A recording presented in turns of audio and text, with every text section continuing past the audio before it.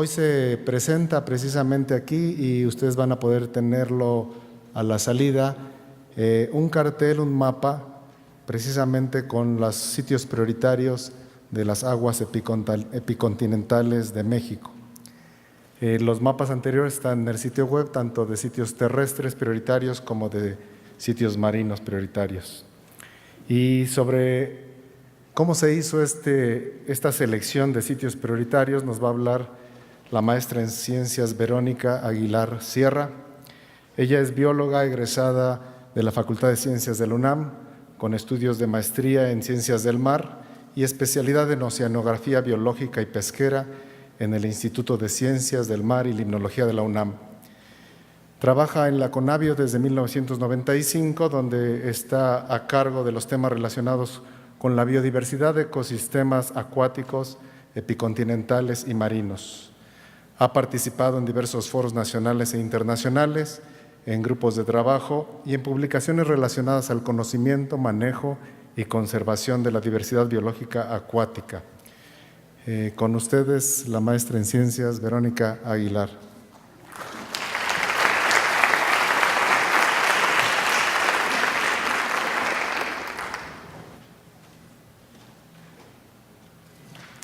Hola, buenas tardes. Es un gusto tenerlos aquí. Y bueno, a mí me toca un poco explicarles cómo se llevó a cabo este ejercicio. Este ejercicio está enfocado a los ambientes acuáticos continentales. Como ya vemos y se los han comentado, México es un país megadiverso. Pero ¿cuáles son las causas que dan origen a esa diversidad tan grande? No nada más de los ecosistemas terrestres y marinos, sino también de las aguas continentales. Y eso se debe a la ubicación, en donde está ubicado el país y a su accidentada topografía, que México se encuentra entre la zona templada y la zona tropical, y después tiene una accidentada topografía, lo que conlleva a una distribución latitudinal, altitudinal y temporalmente heterogénea de los recursos hídricos. Esto también nos provoca una diversidad muy amplia de climas y con ello una gran variedad de ecosistemas y especies tanto nativas como endémicas de estos ecosistemas.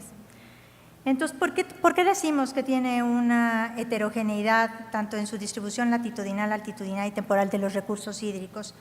Bueno, la disparidad latitudinal se debe a que 50% del volumen de agua que fluye por el país se encuentra en el sureste y solo 3% en el norte. Entonces, ahí tenemos una gran disparidad de cómo es que está fluyendo y la disponibilidad de agua en el país.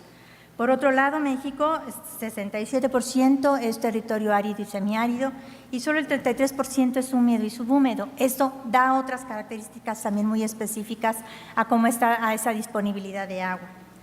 Por el otro lado, tenemos una disparidad temporal. ¿Eso qué significa? Que 6 meses tenemos lluvias y donde cae el 90% del agua pluvial. Y los otros 6 meses tenemos problemas de sequía. Entonces, esto también conlleva a una distribución muy especial de los recursos hídricos. Y finalmente tenemos la disparidad altitudinal, que esto significa que el 80% del agua que escurre en este país escurre por debajo de la cota de los 500 metros, el 15% hasta los 2.000 y solo el 5% arriba de los 2.000 metros. Todos en esta Ciudad de México, en este Valle de México, conocemos la problemática tan grande que es poder traer agua de tan lejos del Cutzamala y lo que cuesta y las dificultades que esto ocasiona para poder tener agua.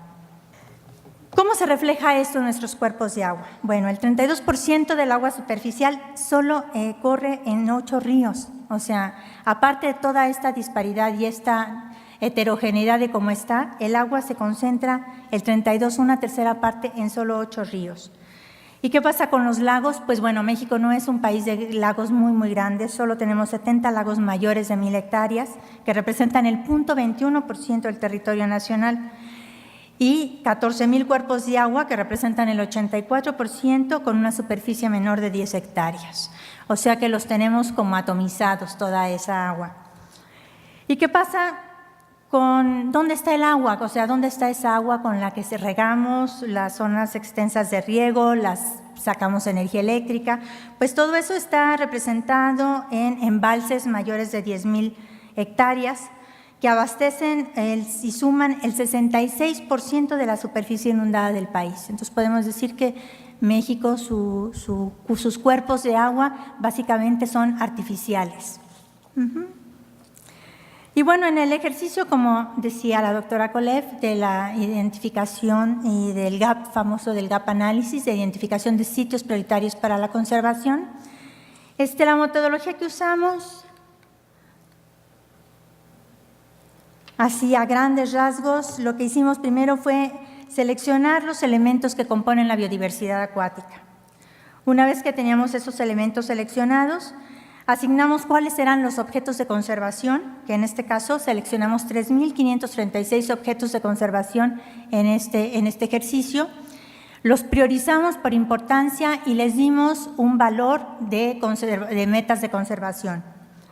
Por el otro lado, a las amenazas que tienen que ver con todos esos que están afectando estos ecosistemas, estos objetos de conservación, les dimos costos y las están representadas en 34 coberturas.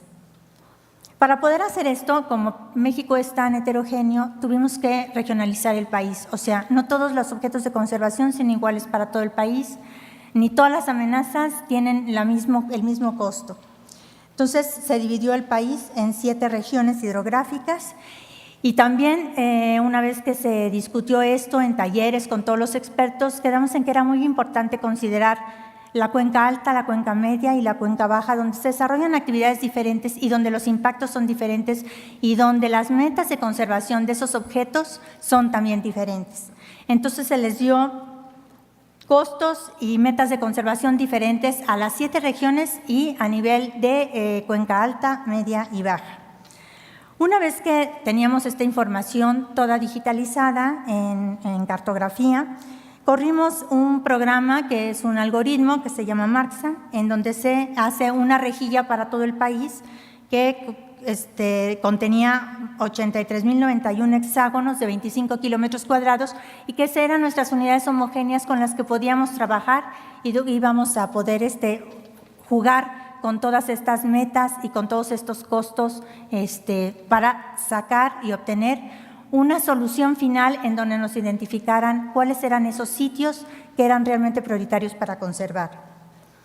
Ya que lo habíamos sacado esa solución que le llamamos, que fue la mejor solución que el algoritmo nos dio, procedimos a hacer con base en la frecuencia de selección de los hexágonos, a priorizarlos en prioridades de extrema, alta y media.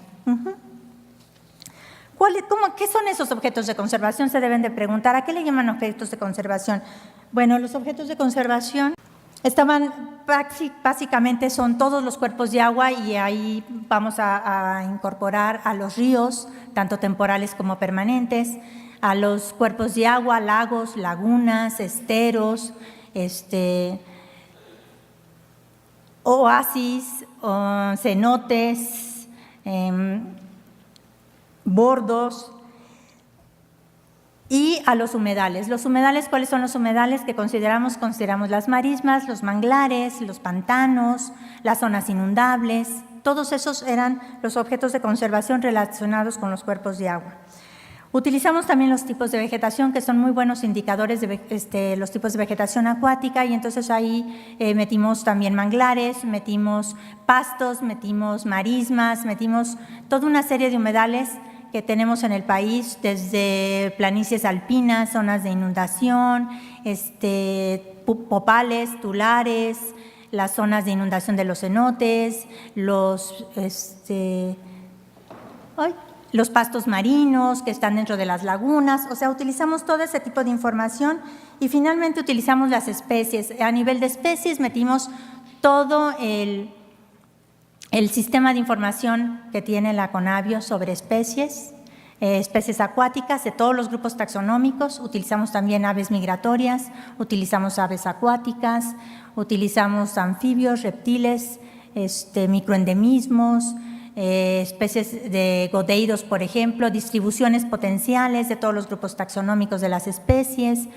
Utilizamos aquellas áreas que utilizan las especies migratorias, tanto de importancia para Norteamérica como de todos los corredores.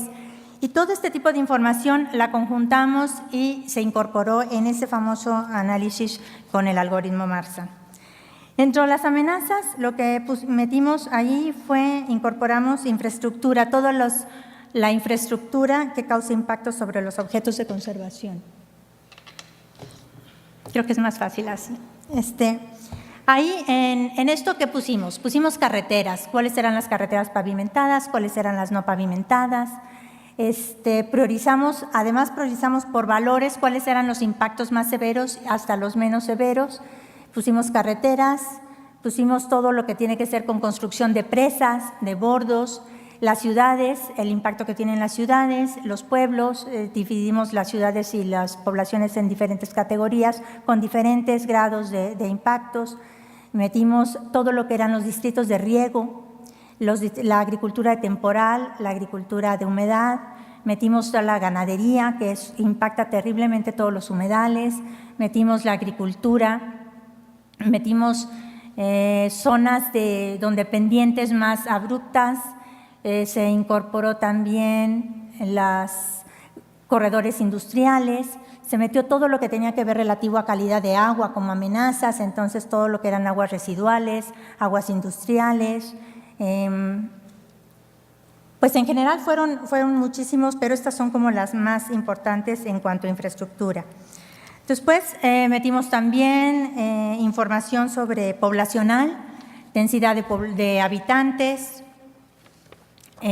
poblaciones, las diferentes poblaciones que había, uso de suelo, aquí todo lo que eran zonas de agricultura, agricultura de riego, agricultura temporal, y trabajamos con las especies invasoras, que también en la Conavio se tiene toda la información sobre las especies invasoras, tanto de anfibios, de mamíferos, de reptiles y sobre todo de peces con todo lo que es la acuacultura. Y bueno, los primeros resultados que se obtuvieron para la identificación de los sitios que nos dio el algoritmo.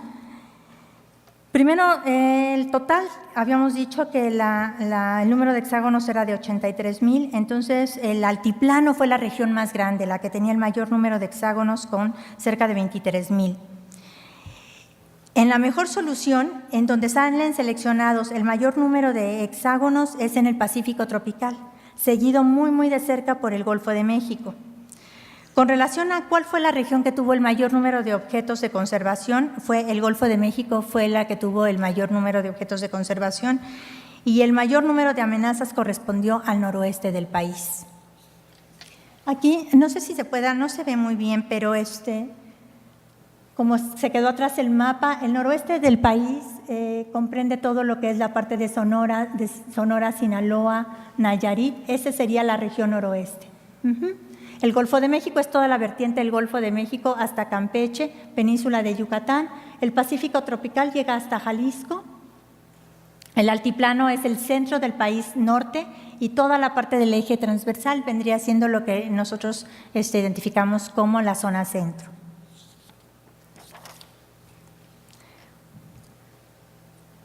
Con relación a la representatividad de las áreas naturales, y finalmente este es como el objetivo final del ejercicio, que nos permitía ver qué tanto estaban representados estos sitios prioritarios que nosotros habíamos identificado dentro del Sistema Nacional de Áreas Naturales, de áreas protegidas.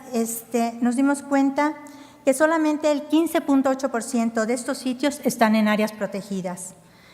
El 5.6 corresponden de prioridad extrema, 4.2 de prioridad alta y 6 de prioridad media.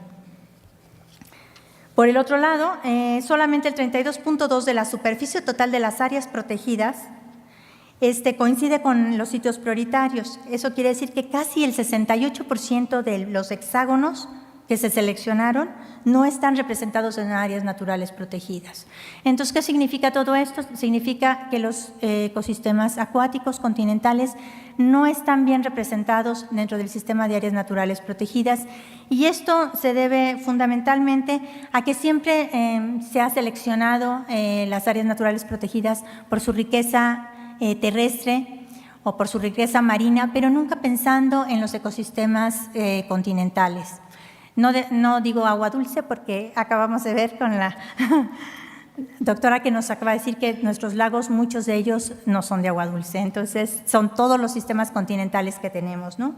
Entonces sí hace falta realmente esfuerzos muy serios para incorporar, porque lo que nos dimos cuenta fue que muchos de estos ríos finalmente son fronteras de las áreas naturales protegidas y entonces no entran dentro de lo que es realmente los programas de manejo en toda su extensión. También tenemos el problema de que las áreas, como no trabajan a nivel de una visión integrada de manejo de cuenca, pues muchas veces uno está conservando el lago, pero las actividades que están cuenca arriba, pues obviamente no están impactando severamente esos ecosistemas acuáticos. Entonces, el trabajo y la visión en el manejo de aguas continentales debe ser desde una perspectiva de manejo integrado de cuenca. Bueno, este es un como acercamiento a la parte sur del Golfo de México, en donde van a poder ver en los gráficos verdes son las áreas naturales protegidas y un poco cómo se ven los sitios que identifican esos ecosistemas acuáticos dentro de esas áreas naturales protegidas y ya pueden ver la diferencia si se trata de sitios con importancia extrema, alta o media. Es así como funciona el algoritmo y cómo se puede ver representado en el mapa que finalmente van a tener ustedes con más detalle a la salida del evento. Y bueno, pues, ¿cuáles son las conclusiones? Las conclusiones tenemos que se necesitan incrementar los esfuerzos de protección y rehabilitación y de manejo sustentable en estos ecosistemas. Los sitios prioritarios son además un marco de referencia para identificar oportunidades en el establecimiento de nuevas áreas protegidas, pero también para la gobernanza hídrica a largo plazo, que incorpore la visión ecosistémica y sobre un marco espacial a nivel de cuenca, que considere los procesos funcionales de los ecosistemas y su conectividad, no solo con otros ecosistemas acuáticos, sino con los terrestres y marinos, y que satisfaga las necesidades fundamentales de los usuarios dentro de un contexto de desarrollo económico y equitativo. Se deben de preguntar de repente qué utilidad puede tener este tipo de ejercicios de una manera como más aterrizada. Lo interesante de este tipo de ejercicios y que se está usando ahora, que ya tiene un rato que se ha ido incorporando, es, por ejemplo, en políticas públicas, no solo en la gestión del agua, sino en toda la normatividad que se hizo para el cálculo de caudales ecológicos, está incorporado, es un insumo importante para reservas de agua, en los ordenamientos territoriales y en los ordenamientos ecológicos que se están llevando a cabo en el país, se está utilizando este tipo de información, se utiliza también en las opiniones de impacto ambiental, se utiliza en los ejercicios de planeación, de conservación, de restauración, de rehabilitación de ecosistemas acuáticos a niveles estatales o también a nivel federal. Se utiliza para poder definir corredores biológicos, para poder priorizar, por ejemplo, ahora que se está haciendo la CONAM, va a priorizar sus humedales Ramsar, lo está utilizando también este tipo de insumos. Entonces tiene una aplicación muy amplia que antes era muy difícil de incorporar esta visión como ecosistémica porque se requería mucho tiempo y no estaba nunca la información integrada. Ahora permite, ese es un gran avance porque hay muchísima información integrada en solo una capa de información. Y bueno, otro de los factores donde va a ser muy importante es para el cambio climático, en donde tendrá efectos directos sobre la distribución espacial de la lluvia, los escurrimientos y los niveles de explotación de los acuíferos. Entonces, yo creo que también va a ser muy importante este insumo en todo lo que ahora se va a hacer para mitigación de cambio climático, porque, bueno, finalmente es un recurso que requerimos todos. No nada más el hombre, sino todas las especies, los ecosistemas, y como ya se dijo, esos son nuestro sustento y nos representan calidad de vida. Y bueno, pues esto es como el mensaje, que si existe alguna posibilidad de conservar nuestros ecosistemas acuáticos, pues es ahora, ¿no? El momento no es en el futuro, sino el momento es ahorita. Muchísimas gracias.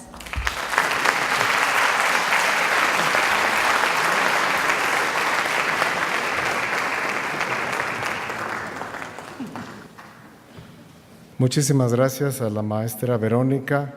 Realmente después de ver este tipo de análisis que solo son posibles de hacer gracias a la tecnología, a los sistemas de información geográfica, a las imágenes de satélite y a la participación de muchos investigadores, pues toma otro sentido muy distinto el hablar de la riqueza natural de México cuando vemos la complejidad que realmente existe en el país.